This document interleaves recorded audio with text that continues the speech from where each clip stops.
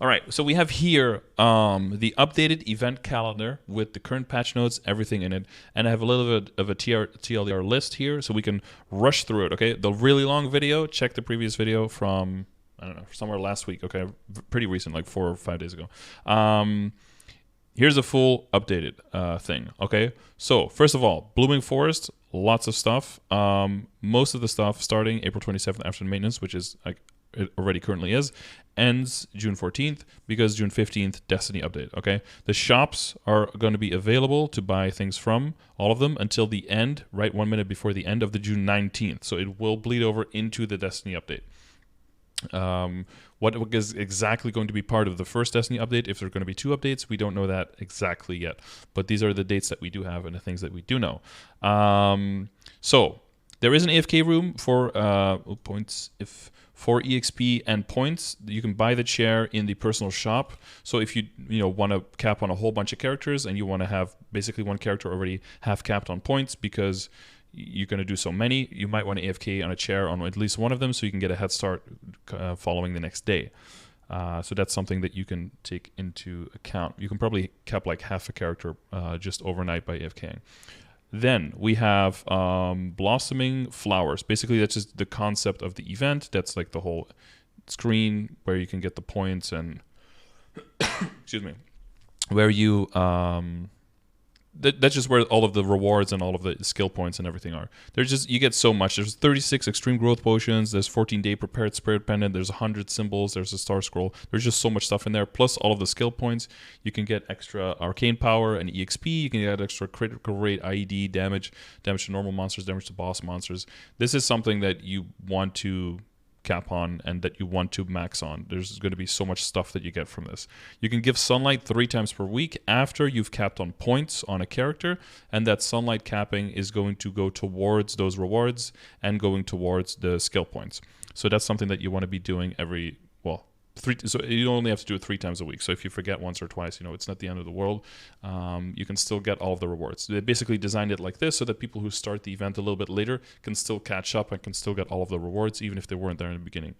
I say that, although it does say 3 times per week, so I don't know how the catch up exactly works. There might be a total cap on it. Might have to read up on that real quick. Hang on, because I don't want to give you guys fucking fake news. If I scroll, is it going to go completely somewhere else? No, it actually doesn't. Oh, cool. Yeah, because you have like different flowers and it opens up at different things, right? I could probably log in the meantime and just like show it immediately, huh?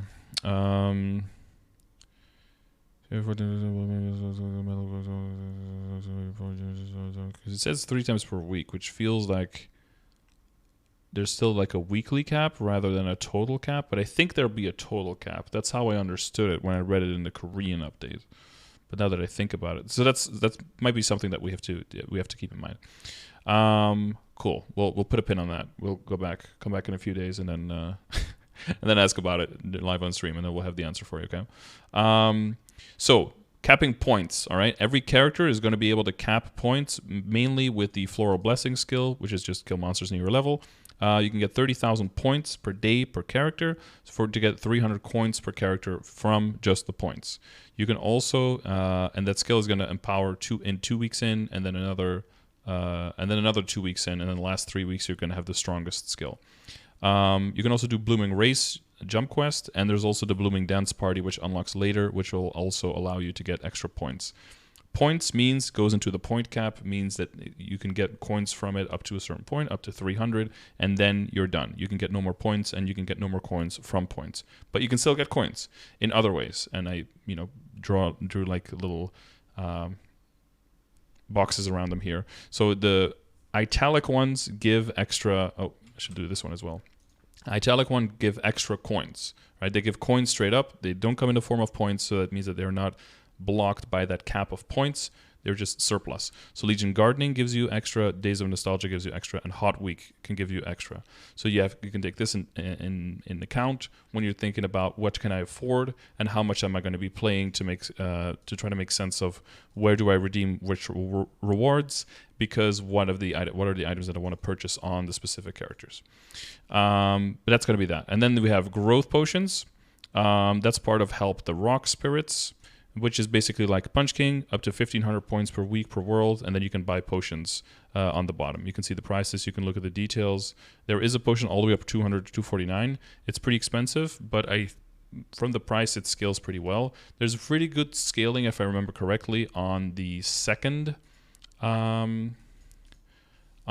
potion is pretty cheap. Because it's 1,000 and then 1,500 on this one, and then 2,000 on this one. So the first one is probably a little bit inefficient, and these two are considerably more efficient than this one.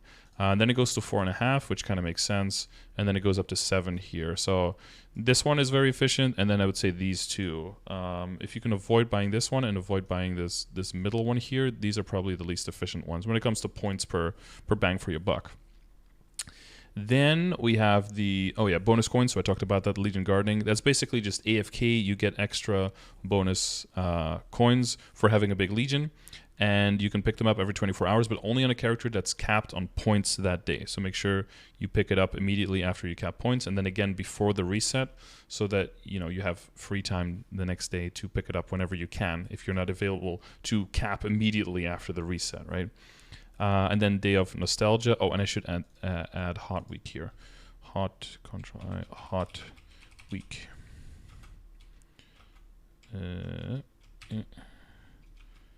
See below for details. Free stuff, whatever. It's basically just free stuff. Day of Nostalgia has 3 missions that you can do. You have a whole week to do them. Well, you have more than a week, actually. You have like 2 weeks to do them. And there's a chair at the end if you do all 3, but that's 300 coins 3 times, so up to 900 extra coins from Days of Nostalgia. I can put that in here. 900 coins total. Cool beans. So this is a bunch of extra. So you really want to take this into account for what can you actually afford on your character, and whatever character is going to be the furthest into the game, mainly that you're buying a lot of the symbols with, is probably where you're going to be picking all of this up with, almost all of it. Then we have Blooming Moment, which is a buff map. So every half hour there's going to be a buff either for experience or for boss damage. The buff is going to stay on the map for 10 minutes, and then you can just pick it up, and then you can go back in before the end of the 10 minutes to refresh it if you want to. It's going to be 15% EXP, and then like 15% on all the boss stuff, boss damage, IED, that kind of stuff. Then there's the event shops. So for the communal shop, I would say nodes are the most important. There's not that many in them, so you're not going to go too crazy on those. Then there's a lot of growth pots. Some people might not need them at all, but there's up to 30 growth pots. So on top of the 36 you get from leveling up the event in total, so that's up to 66 in total. And then there's flames here as well. Other than that, I don't think there's much of value in the communal shop. When it comes to the personal shop, there are all the symbols, so I think those are high priority. There's experience coupons, like a daily limit, so those are pretty cheap. So don't forget to buy those if you are short on experience coupons, and it could also save you a bunch of Legion coins in the long term. Then there's rings.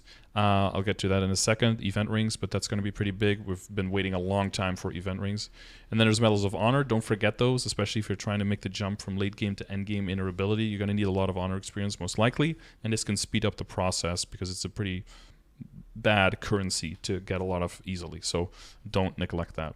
And then level 30 mastery books. It might seem really weird to put that in there, but because of the timing and everything, in Destiny we are getting rid of mastery books completely, and you will be able to exchange both tradable and untradeable level 20 and 30 books for so the tradable are going to be exchanged for Mezzo, and the untradeable ones are going to be exchanged for spell traces, which for us is also Mezzo.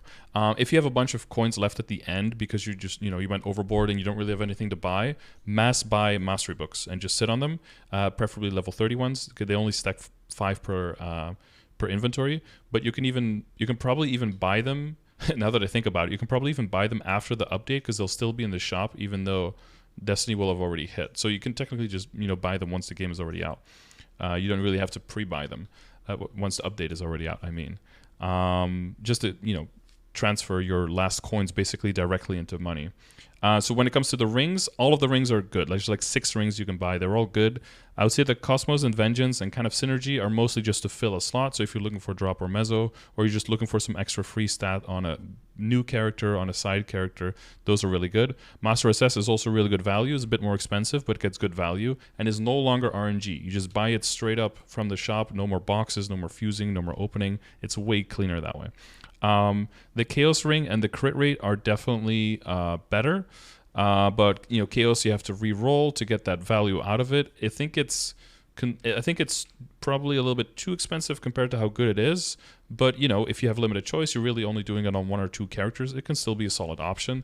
The crit ring seems really expensive, but it comes with crit rate and crit damage, so it is kind of like a 16 Star Force 2-line or like 1.5 line unique ring kind of equivalent. So it does definitely, it's worth its coins, but it is considerably expensive.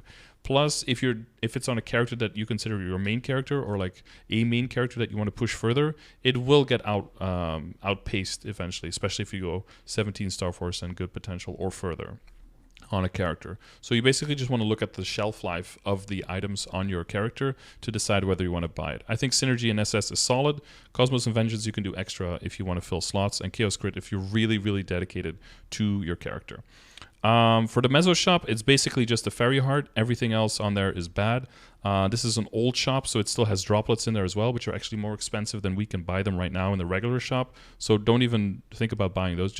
It's basically just 1 fairy heart. Remember, 1 per account, so choose wisely who gets it. And then the Wish shop gives you the drops from the weekly bosses that you can get 400 per week per world on. As always, it has a lot of stuff for non-reboot specifically, so it's basically just going to be flames, and if you buy out all the flames, then you buy some more droplets, because that's the only things you can really buy in there. I think that it also has the circulators, which is, it can be good for a few people, but most people won't be buying those, so mainly just flames and droplets. Then there's a hot week. When is that? May 30th. There's just free stuff. Just click once a day, you get free things. There's 3 nodes in there now instead of 1, so we're moving on up. And there is that's it basically. Yep. And then we have the Sunny Sundays. I highlighted here week 1, 4, 5, and 7, which I think are the most iconic ones. 1 and 5 for training, so like extra Rune XP, extra Orb XP. So on those Sundays, if you have some spare totems lying around, you might want to throw them out, or might want to crack them open on those days. And then for Star Forcing, we have week 1, 4, and 7. Week 1 we have 1+1 event. Week 4 we have 5, 10, 15, and week 7 we have a 30% off. So 1 and 7 specifically good to get up to 15 stars, and then the 5, 10, 15 really good to get past 17 stars. Important note here, because we are so close to the summer. If your projects are to work up to 15, are to go to 17, use these events by all means. If you are trying to go past 17 stars, I would hold on to your money, and I would wait until the Destiny update. We are guaranteed a 20% discount with the Destiny update, with the summer update, like always, just permanent. And Star Force events have no sign of stopping. So whatever comes next will be 20% off compared to now, plus 30% off, or plus 5, 10, 15, right? All at the same time. And also, Korea, during the Destiny update, had the Shining Star Force event, which was basically a 30% off and a 5, 10, 15 at the same time. If we get that, plus the baseline 20% off, you can already hear what I'm saying. That's going to be worth throwing all of your money into if you're doing big projects from 17 to 19, or even up to 21 or to 22. So if you're going for the big expensive projects, hold on to your money for another 7 weeks until we're through this whole thing. If you're just going up to 17, then just spend your money as regular. It's not worth waiting so long for that special event and to hurt all of your short-term gains on these events. So if you're in that situation, just spend freely. That's basically the whole event, my fast rundown. And let me know if you have any additional questions, or jump by the stream. Thanks for watching. Bye.